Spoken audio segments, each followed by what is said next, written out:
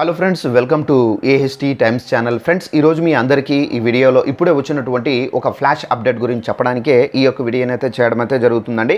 So ఆ flash information update ఏంటంటే, మన యొక్క తెలంగాణ రాష్ట్ర వ్యాప్తంగా రేషన్ కార్డు ఎవరైతే కలిగి ఉన్నారో వీరందరికీ సంబంధించి మనకు తెలంగాణ ప్రభుత్వం ఈ కార్డులు అనేది పంపిణీ అయితే చేస్తున్నారండి. అయితే ఈ కార్డులు కూడా వచ్చేసాయి.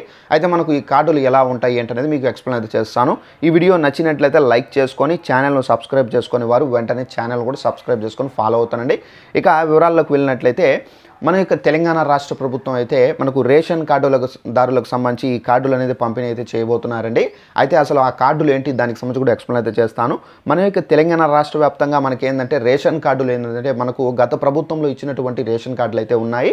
సో అవి కాకుండా మనకి ఏంటంటే ఇప్పుడు కొత్తగా మనకు రేషన్ కార్డులు అనేది ప్రింట్ చేశారండి. అయితే ఈ కార్డులు మనకి ఎలా ఉంటాయంటే, ఏటీఎం కార్డు అంత సైజులోనే ఉంటుంది. మన బ్యాంక్ అకౌంట్, మన ఏటీఎం ఉంది కదా, సో ఆ సైజులోనే ఉంటుంది. ప్లస్ ఏంటంటే క్యూఆర్ కోడ్ ఉంటుందండి. సో ఆ క్యూఆర్ కోడ్ ద్వారా మీరు ఎక్కడికి వెళ్ళినా కానీ రేషన్ అనేది తీసుకునే, అనగా దేశవ్యాప్తంగా ఎక్కడికి వెళ్ళినా మీరు రేషన్ అనేది తీసుకోవచ్చు.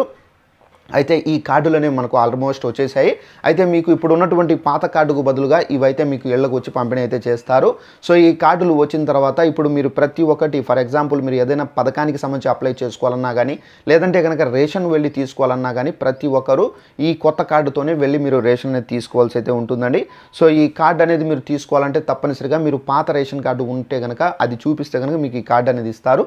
సో ఈ కొత్త కార్డు ఇక మీకు చలామణిలో అయితే ఉంటుంది. మీ ప్రతి నెల రేషన్ తీసుకోవాలన్నా, ఇక మీరు ఏదైనా పథకాలు ఉన్నాయి కదా, ఇప్పుడు మనకు ఇంటి పథకానికి సంబంధించి కానివ్వచ్చు, సో రాజీవ్ యువ వికాసానికి సంబంధించి కానివ్వచ్చు, ఇది ఏ పథకానికి సంబంధించి అప్లై చేసుకోవాలన్నా కానీ మీరు ఈ రేషన్ కార్డు అనేది బేస్మెంట్ చేసుకొని మీరు అప్లై చేసుకోవాల్సి అయితే ఉంటుందండి.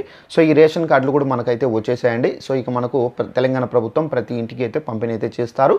సో ఇదండి మనకు ఉన్నటువంటి ఇన్ఫర్మేషన్. ఈ వీడియో నచ్చినట్లయితే లైక్ చేసుకొని ఛానల్ను సబ్స్క్రైబ్ చేసుకొని ఫాలో అవుతానండి. Thanks for watching this video. All the best.